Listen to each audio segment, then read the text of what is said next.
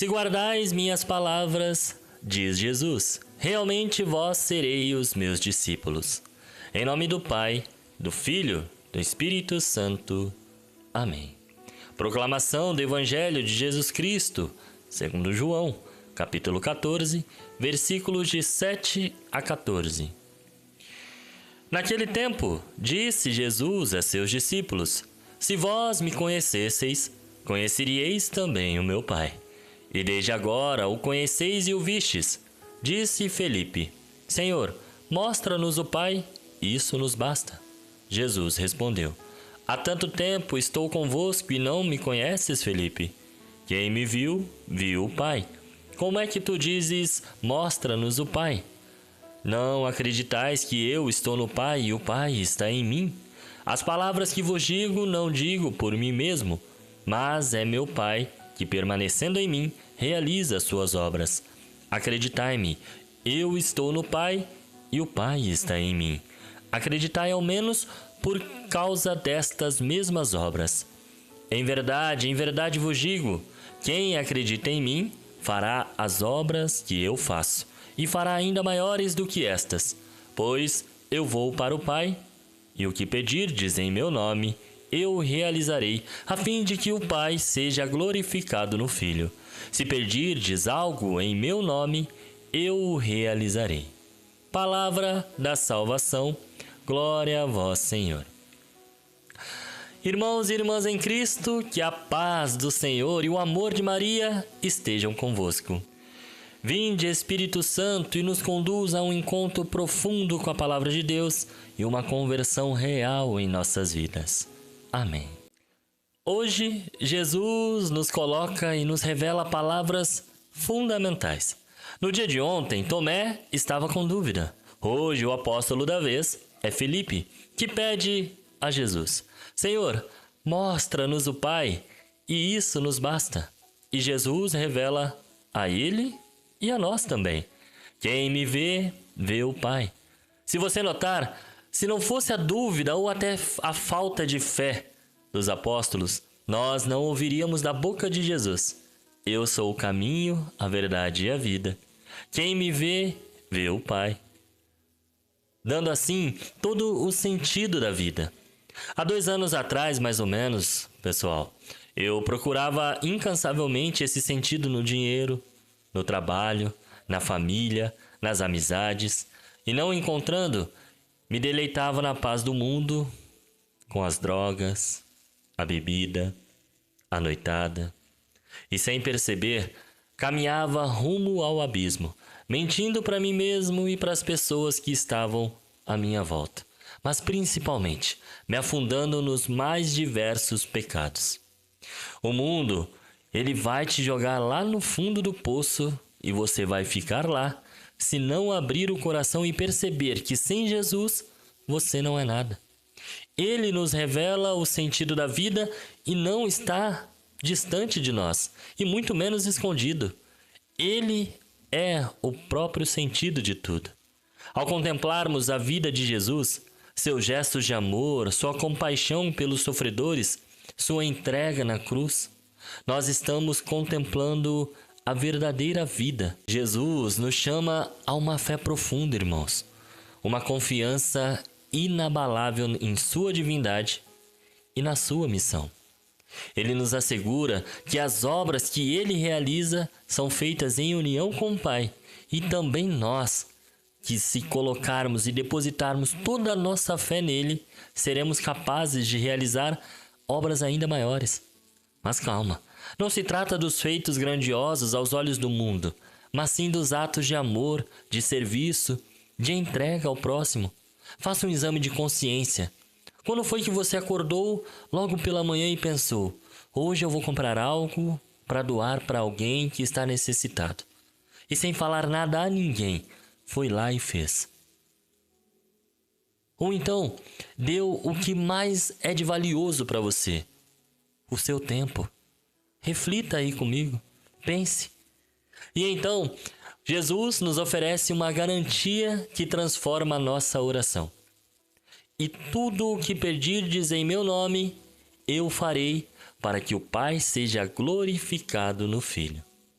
Que confiança podemos depositar nessas palavras? Veja, orar em nome de Jesus não é simplesmente pedir bens materiais, riquezas, roupas, ou seja lá o que esse mundo nos oferece. Claro que é digno você ter o seu trabalho, as suas coisas, mas o seu coração tem que ser totalmente de Jesus. Ele diz em Mateus capítulo 6, versículo de número 33, buscai em primeiro lugar o reino de Deus e a sua justiça, e todas as coisas lhe serão acrescentadas. Veja, nossos desejos, nossas necessidades, nossos anseios devem estar em sintonia com a vontade do Pai, certos de que Ele nos ouvirá e agirá para o nosso bem e para a sua glória. Se tivermos essa fé e se tivermos esse entendimento que somente a graça do Senhor nos basta e o restante nós deixemos na mão dele, nada mais temeremos. E é aí que mora a verdadeira paz, o consolo para os corações dos aflitos, as riquezas que não apodrecem. É aí que habitam. Eu rezo a Jesus e peço a ajuda de Nossa Senhora para que essa pregação tenha impacto transformador da mensagem de Jesus na sua vida. Assim como Paulo e Barnabé, que impulsionados pelo Espírito Santo anunciavam o Evangelho com muita ousadia e alegria na primeira leitura de hoje. Podemos ver que no sábado, toda a cidade de Antioquia se reunia para ouvir a palavra do Senhor. Olha que desejo de Deus, que sede de conhecer a verdade. E hoje não é tanto assim, né? A reação da pregação, como acontecia lá naquela época e acontece hoje, são das mais variadas. Alguns se alegram e glorificam a palavra de Deus, abraçando a fé com entusiasmo. Outros, movidos talvez pela inveja, pela resistência, contradizem e não acolhem. Essa dualidade acompanha a Igreja Católica desde os primórdios e continua presente em nossas vidas. No entanto, a palavra de Deus não se cala diante da oposição. Paulo e Barnabé, fortalecidos pela fé, afirmam com convicção. Acompanhem comigo o texto. Era preciso que a palavra de Deus fosse pregada primeiramente a vós. Aqui ele está falando para os judeus. E ele continua. Mas, como o rejeitais e vos julgais indignos da vida eterna, eis que nos voltamos para os pagãos. Irmãos, Paulo não está excluindo os seus. Ele está expandindo o reino de Deus. O evangelho é para todos, sem distinção, como manda nosso Senhor. E qual é o resultado dessa pregação destemida? Confira no texto. Os pagãos, ouvindo isto, alegravam-se e glorificavam a palavra do Senhor. E todos os que estavam destinados à vida eterna abraçaram a fé. E a palavra do Senhor espalhava-se por toda a região. A alegria daqueles que acolhem a boa nova é contagiante, irmãos. E a palavra de Deus, se pregada, transforma vidas. Os discípulos, mesmo diante da perseguição e da expulsão, não se abatem. Pelo contrário, Lucas nos diz que eles ficaram cheios de alegria e do Espírito Santo. Essa é a força que sustenta a missão da igreja.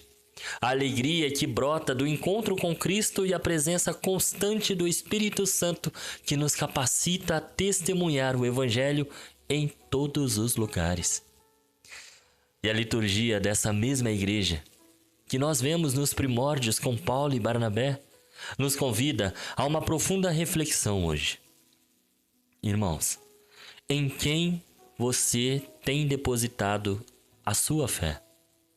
Você tem reconhecido a Igreja de Jesus e você tem visto Jesus, a face misericordiosa do Pai? A nossa oração é um diálogo confiante com Ele, certos de que Ele nos ouve e age em nosso favor. Todos os batizados, irmãos, também são chamados a ser como Paulo e Barnabé, anunciadores corajosos do Evangelho. Não precisa ir a lugares distantes para testemunhar Cristo. Você pode e deve começar no seu lar, no seu trabalho, nos seus relacionamentos. Nós somos convidados a irradiar a alegria e a esperança que encontramos em Jesus, mesmo diante da indiferença ou da oposição que muitas vezes vai bater na sua porta.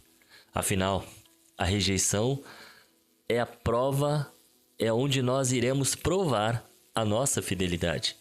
Peçamos então que a alegria do Espírito Santo seja a nossa força, que possamos, a exemplo dos primeiros discípulos, perseverar na fé, crendo naquilo que o nosso Senhor diz alguns versículos mais adiante deste mesmo Evangelho. Eu rogarei ao Pai, e Ele vos dará outro defensor para que permaneça sempre convosco, o Espírito da Verdade. É promessa de Jesus. Que esse mesmo Espírito nos guie e nos fortaleça, e nos impulsione a sermos verdadeiros católicos missionários de Jesus Cristo. Que Deus abençoe você e toda a sua família. Que o Espírito Santo te conduza a ser um verdadeiro discípulo de Jesus.